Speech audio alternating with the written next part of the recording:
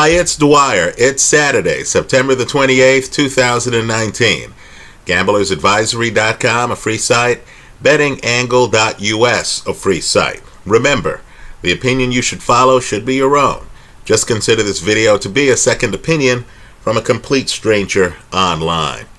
Let's throw out 2 point spread plays, and then let's just throw out some money line plays that I like. The point spread plays, I'm one of those people who believes the Dallas Cowboys on the road are going to cover the 2.5 points over Teddy Bridgewater and the Saints. The Saints, to me, got outplayed by Seattle last week. Let's call it what it is. Teddy Bridgewater, accurate quarterback, but not a deep thrower. Alvin Kamara, I believe the Saints are a little bit too addicted to him. In other words, great player, has carried me in some fantasy football pools. Right? Great player, no question about it. But too much of the Saint offense revolves around him. I believe the Dallas Cowboys with their linebackers will be able to diminish Kamara a little bit. Let's face it too, the Cowboys have been playing teams in weakness protection. They haven't played anyone substantial, right? This is their opportunity to correct that. This is their opportunity to show you that Zeke and Pollard together are the best running back tandem in the league. This is Dak Prescott's opportunity to show people that he deserves Aaron Rodgers, Russell Wilson money. Well, whether he deserves it or not, that's what he's asking for, right? This is a game where he can make that case. Now, I agree. One coach is a Super Bowl winning coach, right? The other coach isn't. I agree there's a coaching gap here, but there's also, in my opinion, a player gap, as hard as that sounds. I think the Cowboys are loaded. I think the Cowboys make a statement. I know it's going to be indoors. I know it's going to be loud. Let's remember, Dak Prescott is not a rookie. He has played indoors before, right? I'm expecting the Cowboys to make a statement. I like Dallas laying 2.5 points. The next game, it's an over-under, right? Not a point spread play. You know, Tampa's defense is better than advertised. So too is the defense of the Los Angeles Rams. I like the under 49 points in the Ram-Tampa game. Again, the under 49 points in the Ram-Tampa game. Now, the games where I'm just going money line simply because the spreads are a little bit big and I don't quite trust the teams. I like the Patriots over the Buffalo Bills. Right? The 7 points is too rich for me, folks. Especially with Tom Brady not quite 100%. Especially with the Bills believing that this is a statement game. But I do expect Belichick and Brady to beat the Bills again. I like Baltimore over the Cleveland Browns. Right, folks? Before the season, I said take the under on Cleveland. In terms of wins, you're seeing why here, right? Freddie Kitchens might be an excellent guy, but experience matters as a head coach, and right now he's learning his way. Also, Cleveland, let's face it, the schedule's been tough for them this year, right? Tough for them. And of course, the QB, Baker Mayfield, is having some growing pains. Right? You're also integrating new talent there, right? Odell Beckham, others. I think Baltimore is one of the best coached teams in the league. John Harbaugh, Super Bowl winning head coach, has been one of the best coaches in this league for several years. Right? I think he's catching Cleveland at the right time. I like Baltimore over Cleveland. I like Pat Mahomes and Kansas City over the Detroit Lions. You know, Detroit has looked good of late, haven't they? Their defense looks good, which is right in line with their head coach, Matt Patricia, right? His background. Pretty good defense. The problem is, it's still September. KC looks unstoppable on offense in the first half of games, right? Go back to last week's game. That looked close. At the end of it, wasn't close. KC had a big lead, and then, the other team scored some late touchdowns. The bottom line is that KC right now is a step ahead of everyone else offensively. This is par for the course with an Andy Reid team. This year, of course, he has the reigning MVP, Pat Mahomes, more comfortable in the system.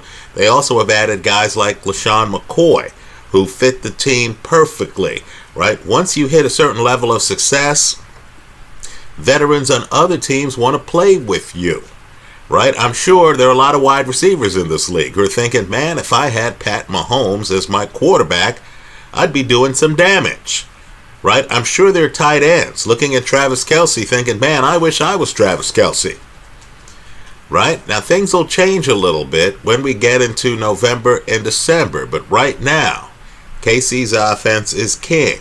I like KC over Detroit, right? Finally, let's face it, as I said earlier in this video, Seattle outplayed the Saints last week. I know they got beaten on the final score, but they outplayed the Saints. With Seattle too, I get one of the league's absolute best players, Russell Wilson, highest paid quarterback in the game. And I get Super Bowl winning head coach Pete Carroll, right? Let's remember too, I know we want to forget that, Malcolm Jenkins play, right, on the 1 yard line, but Pete was this close to winning 2 Super Bowls. Now, they're facing an Arizona team where last week the wheels came off, right? Kyler Murray threw a lot of passes. Did not have a lot of yards last week. Look at the box score. It's disturbing. You're telling me that Seattle's going to face a first-year quarterback and a first-year head coach? I like Seattle in this game, right? On a money line. I'm not going to fool around with laying 5 points on the road, right? But I like Seattle over the Arizona Cardinals. That's the way I see it. Let me hear from you. As an aside, let me follow up on my earlier video. You seriously want to consider, given that the team's 3-0, given that the team has a stretch coming up of winnable games, right? With the exception of the Ram game, and even that game, I think they have a shot.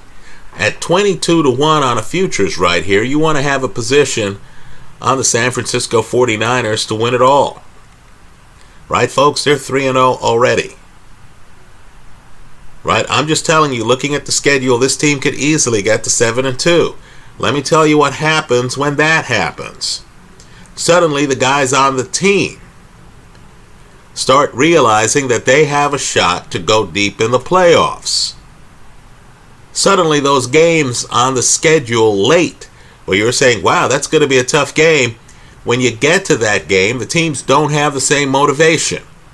The Niners, quite frankly, if the schedule plays out the way I think it's going to, will have an outside shot at one of the top 2 seeds in the NFC.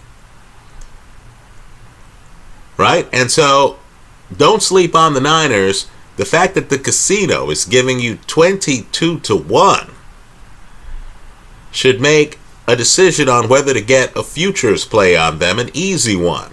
Right? Understand what we want to do. We want to get huge odds on quality teams early in the season.